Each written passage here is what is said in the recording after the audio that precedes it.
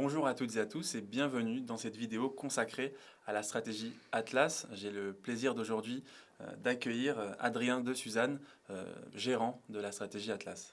Bonjour Dylan et bonjour à tous. Euh, on le voit depuis ce début d'année 2026, les deux stratégies Atlas et Atlas Titan performent très bien dans la continuité des 3 dernières années.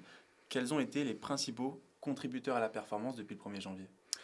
Eh bien écoutez, c'est simple. C'est vrai que là, la stratégie Atlas est en hausse de 2,5% depuis le début de l'année. Les principaux contributeurs ont été nos positions longues dans Samsung Electronics, qui est donc leader mondial dans les puces de mémoire, qui est un des goulets d'étranglement critiques pour l'intelligence artificielle. Mais aussi nos positions longues sur la chaîne de valeur de l'intelligence artificielle, qui était vraiment un des thèmes importants de notre fonds en ce moment, mais aussi nos positions longues dans le secteur de l'aérospatiale et de la défense en Europe, qui ont très bien contribué depuis le début de l'année. Donc ces deux stratégies ont principalement contribué à la performance positive depuis le début de l'année. Très bien. Et, concernant l'actualité qui est chaude en ce moment, on a un conflit en Iran qui dure maintenant depuis 2 semaines et qui nourrit l'actualité financière et qui bouleverse les marchés. Quels ont été les ajustements que vous avez faits dans la stratégie d'investissement et pour quels résultats? Alors, clairement, c'est le sujet qui préoccupe les acteurs de marché en ce moment. C'est la guerre en Iran qui a été lancée il y a presque 2 semaines par Trump avec son allié Israël. Euh, L'impact principal pour l'instant nous paraît contenu à la région et normalement le scénario principal qu'on a en tête, c'est que ça devrait être contenu dans la région et contenu dans le temps. C'est-à-dire on voit un conflit d'une durée assez courte et avec des impacts sur l'économie mondiale qui devraient être gérables. C'est le scénario central également des marchés qui ont assez peu baissé finalement malgré une certaine volatilité. Donc aujourd'hui, dans le portefeuille, on a fait assez peu d'ajustements sur nos thèmes structurels qui, on le pense, marchaient avant ce conflit et vont continuer à marcher après ce conflit. On est plutôt dans une phase d'attente d'une solution à ce conflit qu'on pense qui va venir dans les prochains jours ou les prochaines semaines pour augmenter nos positions sur nos convictions dans le fond. Donc, la raison pour laquelle on pense ça, c'est que c'est vraiment l'intérêt aujourd'hui de Trump d'avoir un conflit court. On sait que ses priorités, c'est euh, les élections de mi-mandat qui arrivent en octobre. C'est aussi également le prix du pétrole qui a un très très fort impact sur le consommateur américain. Donc avec la hausse qu'on voit en ce moment, ça pourrait être vraiment très délétère pour l'économie américaine. Et on sait que Trump est complètement focalisé sur les élections et les problèmes du coût de la vie aux États-Unis. Donc pour nous, ce sera vraiment sa priorité que le conflit ne s'enlise pas et que la situation redevienne plus calme dans les semaines à venir. Donc c'est pour ça que c'est notre scénario central en ce moment. On est attentif évidemment au risque, mais on est plutôt en position de chercher des points d'entrée pour augmenter nos positions dans nos convictions fortes. Très bien. Le deuxième sujet qui préoccupe les investisseurs, c'est bien sûr le segment technologique. Quel est ton sentiment sur ce dernier et quels ont été les arbitrages qui ont été opérés au sein du fonds? Oui, alors effectivement, le secteur de la technologie est en bouleversement avec l'arrivée de l'intelligence artificielle. Euh, le fonds a vraiment changé ses positions depuis quelques mois. Si on s'était parlé l'année dernière, on avait des positions longues assez importantes sur des sociétés de logiciels comme Microsoft, qu'on a maintenant complètement sorti du fonds depuis quelques mois déjà. Et on focalise nos investissements dans le secteur de la technologie sur les acteurs de la chaîne de valeur de l'intelligence artificielle. Ce qu'on voit aujourd'hui, c'est les quatre hyperscalers qui investissent massivement dans les data centers. Donc on a Microsoft qui va dépenser plus de 200 milliards, Amazon également, Meta et Google qui continuent à investir. On est plus prudent sur ces acteurs-là qui font les investissements. Par contre, on est très optimiste sur les sociétés qui leur fournissent des équipements. Donc il y a Nvidia qui est très connu et très bien compris dans le marché. Pour nous, les valeurs les plus intéressantes, comme je l'ai déjà mentionné, Samsung Electronics, qui est le leader mondial dans la mémoire, mais aussi des sociétés industrielles comme Caterpillar, qui va fournir tous les équipements de construction, mais aussi d'énergie pour les data centers. ASML, bien connu en Europe, leader mondial sur les machines pour fabriquer les puces de dernière génération. Donc on est vraiment positionné long sur les acteurs clés dans la chaîne de valeur. C'est vraiment notre sentiment. Et par contre, sur tout le secteur des logiciels, malgré la baisse récente, on reste prudent parce qu'on pense que les multiples de valorisation ne vont pas revenir à leur niveau historique dans les prochains mois ou les prochaines années parce que l'intelligence artificielle change vraiment les perspectives de croissance pour ce secteur. Donc pour nous, il y a vraiment un changement très important qui s'est effectué dans le marché ces derniers mois et on est positionné pour ça. D'accord, très bien, c'est très intéressant. On voit aussi sur le marché d'un point de vue général, on a aujourd'hui une volatilité qui est accrue.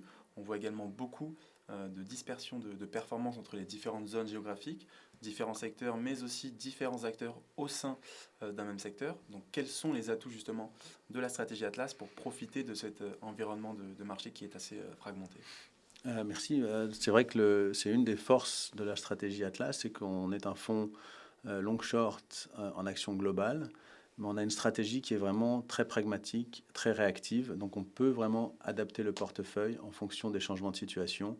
On est vraiment capable de faire des changements dans le portefeuille qui vont permettre de protéger le capital lors des phases de baisse, mais aussi également profiter des phases de hausse.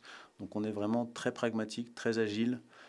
Et c'est vraiment essentiel dans le marché actuel qu'on a, qui vont être très fragmentés, avec de la volatilité accrue, comme tu disais. Le conflit en Iran qui arrive en plus de tout ça, donc ça crée vraiment de la volatilité. Et c'est vraiment notre force, c'est qu'on est très réactif et qu'on est très pragmatique aussi. On n'hésite pas à changer nos positions si les circonstances changent.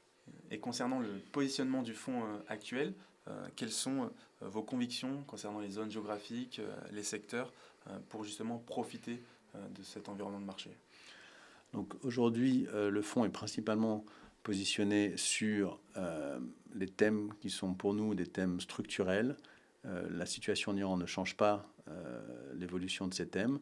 Donc on a principalement dans le portefeuille, donc comme je le disais auparavant, les gagnants de la chaîne de valeur des investissements en infrastructure et en intelligence artificielle. Donc tous ceux qui fournissent les outils, les équipements pour les data centers, mais également pour toute la construction qui va autour. J'en parlais précédemment, donc que ce soit Samsung, TSMC, ASML, mais aussi les sociétés industrielles comme Caterpillar qui vont bénéficier du cycle d'investissement en capital. Donc ça, c'est vraiment, je dirais, aujourd'hui, le thème le plus important pour nous. Après, on a aussi des investissements dans les bénéficiaires de l'intelligence artificielle, donc les entreprises qui vont bénéficier du regain de productivité que ça devrait entraîner. Donc on voit ça surtout pour nous dans la logistique et la distribution, des sociétés qui vont en bénéficier. Et après, dans la partie short du portefeuille, on est aussi positionné sur les secteurs qui vont malheureusement être les perdants de l'intelligence artificielle, donc ceux qui voient leur avantage concurrentiel s'effriter avec l'intelligence artificielle. Il y a beaucoup de secteurs concernés, donc on est très attentif à ces changements. Pour nous, c'est vraiment l'intelligence artificielle et tout ce qui en découle, c'est vraiment le thème structurel du marché aujourd'hui. Après, on a aussi des investissements dans l'aérospatial et la défense, qui est pour nous un secteur qui reste très favorable, dans la santé. Donc on a plusieurs choses, mais c'est vraiment le thème structurel, c'est autour de l'intelligence artificielle. Et pour finir, peux-tu nous commenter 2 ou 3 stratégies d'investissement qui sont appliquées à l'intérieur du portefeuille justement pour répondre à cet environnement actuel? Bien sûr. Alors, je pense que pour expliquer peut-être à nos investisseurs, investisseurs potentiels, la façon dont on gère, comme j'en ai parlé déjà, on avait, avant l'arrivée de ce conflit, une très très grosse position sur Samsung Electronics, donc le leader dans les puces mémoire. C'était une position, voilà, 4-5% du portefeuille. La façon dont on gère pour limiter le risque, c'est qu'on était hedgé avec le marché coréen.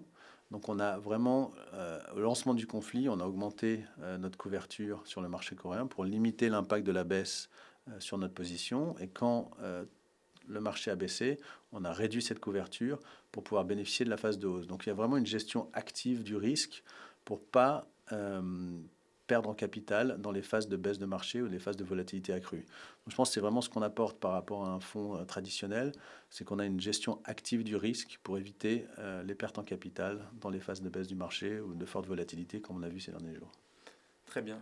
Je te remercie Adrien pour tes réponses qui nous éclairent justement sur la stratégie Atlas. Pour rappel, hein, Atlas c'est 2 fonds, c'est une stratégie mais 2 fonds. Donc vous avez PIC TTR Atlas qui est un fonds long short SRI 2 sur les actions internationales.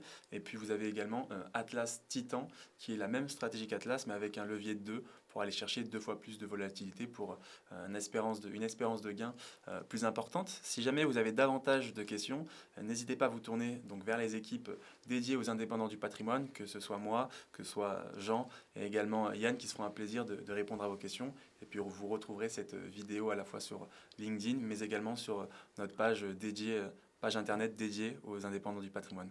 Merci beaucoup Adrien. Merci à tous.